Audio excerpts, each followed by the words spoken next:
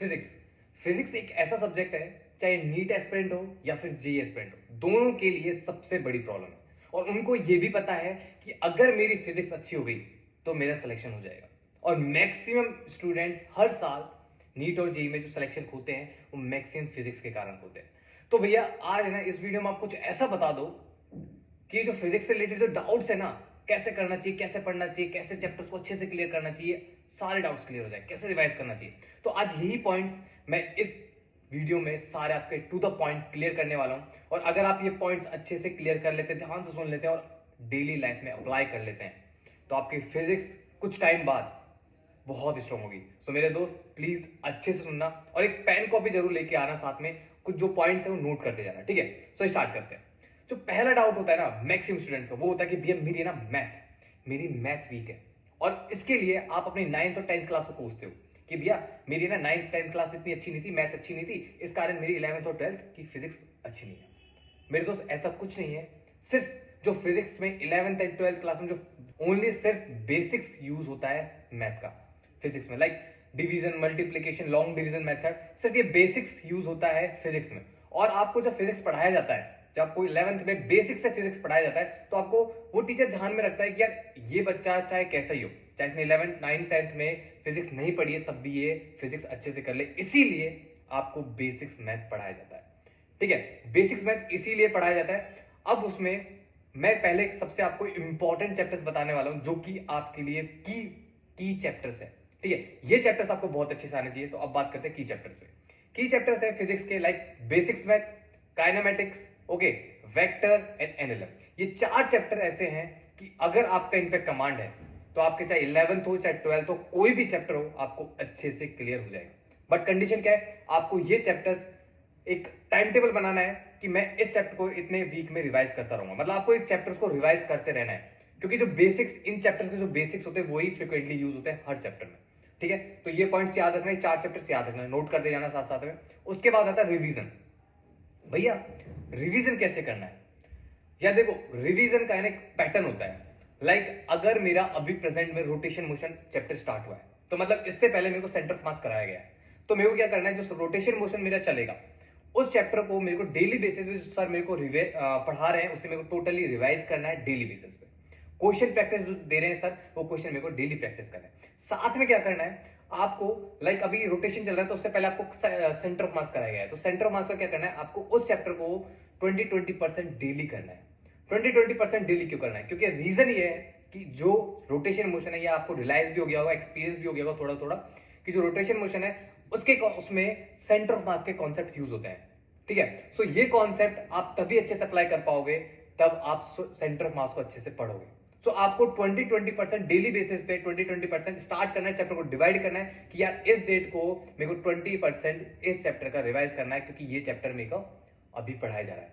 क्योंकि ये कंडीशन आपने देखा होगा क्लास में, जब सर आपसे क्वेश्चंस पूछते हैं, नेक्स्ट डे आपसे जब उस चैप्टर का नया लेक्चर स्टार्ट होता है तो क्वेश्चंस पूछते हैं, सर कोई फॉर्मूला पूछते हैं या फिर कोई एप्लीकेशन पूछते हैं, तो पूरी क्लास ब्लैंक होती है। ब्लैंक इसीलिए होती है क्योंकि प्रॉपर रिवीजन नहीं करके आती है। और जो मैक्सिमम रीजन होता है, जो मेजर रीजन होता है वो यही होता है कि आप लोगों ने इससे पहले चैप्टर को रिवाइज नहीं किया है, उसे छोड़ दिया है, ठीक है। तो आपको उन चैप्टर्स को छोड़ना नहीं है, पूरा वीकेंड्स में एक अच्छा सा पैटर्न बनाना है, एक पूरा शेड्यूल बनाना है कि 20-20-20-20% मुझे डेली बेसिस पे रिवाइज करना है। अगर आप ऐसे करके चलोगे देन आपका पूरे अच्छे से रिवाइज होगा। संडे को आपको क्या करना है, संडे को जो आपने 20-20% जो चैप्टर रिवाइज कर रहे हैं एंड जो आपको पूरे वीक में जो अभी प्रेजेंट में क्लास में चैप्टर चल रहा है, वो दोनों चैप्टर आपको संडे को पूरा रिवाइज करना है, जितना आपने एक वीक में पूरा पढ़ा है, ठीक है। रिवीजन हो गया। अब बात करते हैं भैया एग्जाम स्ट्रेस।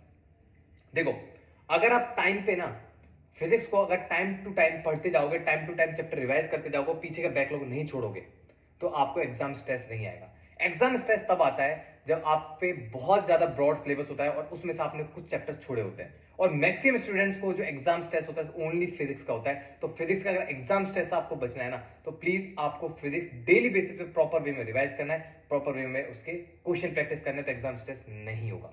उसके बाद बात करते हैं भैया क्वेश्चन प्रैक्टिस। भैया क्वेश्चन प्रैक्टिस कितना करें, मेरा दोस्त है ना इतनी सारी बुक्स लेके आया है, वो पूरे दिन क्वेश्चन प्रैक्टिस करता है, तो मेरे को भी क्या क्वेश्चन प्रैक्टिस करना चाहिए। देखो यार क्वेश्चन प्रैक्टिस का जो मेन होता है ना वो ये होता है कि आपको कॉन्सेप्ट क्लियर हो जाए। तो आपको इतने सारे क्वेश्चंस करने से पहले आपको आपके नोट्स क्लियर होने चाहिए। आपको कम से कम नहीं ना, कम से कम आपको 4 से 5 बार आपके नोट्स अच्छे से रिवाइज करने चाहिए।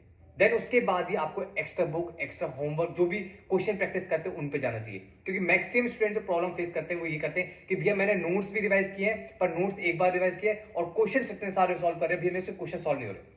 क्योंकि जो टीचर आपको नोट्स देता है, नोट्स से जो पढ़ाता है, वो ये सोच समझ के पढ़ाता है कि जो नोट्स है ना, ये आपके बेस है। अगर बच्चा इस बेस को क्लियर कर लेगा ना, तो बच्चा सारे क्वेश्चन सॉल्व कर लेगा। तो सबसे पहले आपका जो मेन फोकस होना चाहिए, आपके नोट्स पे होना चाहिए कि नोट्स को मेरे को मैक्सिमम टाइम रिवाइज करना है। उसके बाद आते हैं न्यूमेरिकल सॉल्विंग हो गया, क्वेश्चन प्रैक्टिस हो गया, ठीक है। सिली मिस्टेक, सिली मिस्टेक जो बच्चे करते हैं ना, वो सिली मिस्टेक होती है, आप फॉर्मुलेज अच्छे से लर्न नहीं करते। आप क्या करते हैं, चैप्टर पढ़ते हैं, ठीक है, जब चैप्टर रिवाइज करते हैं तो फॉर्मुलेज आप रिवाइज कर लेते हो, फिर क्वेश्चन सॉल्व कर लेते हो। होता क्या है, अगर मैं यही चैप्टर थोड़ा गैप दूं, लाइक मैंने सेंटर ऑफ मास चैप्टर अभी पढ़ा है, सेंटर ऑफ मास का नोट्स पूरा रिवाइज करने के बाद अगर मैं फ्रिक्वेंटली साथ साथ में क्वेश्चन प्रैक्टिस करता हूं तो क्वेश्चन प्रैक्टिस हो जाते हैं।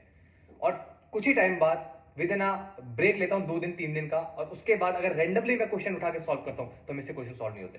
तो इसके लिए क्या करना है, यही आपके सिली मिस्टेक क्रिएट होती है, यही आपको एक बहुत बड़ी प्रॉब्लम में डाल देता है। तो आपको क्या करना है, सिंपली आपको जो चैप्टर आपने पढ़ा है ना, उसका लाइक सेंटर ऑफ मास अभी मैंने पूरा पढ़ लिया, तो सेंटर ऑफ मास 2 से 3 बार पूरा चैप्टर रिवाइज करने के बाद मैं उसके शॉर्ट नोट्स बनाऊंगा। एक पेज में पूरा शॉर्ट नोट्स क्रिएट करूंगा।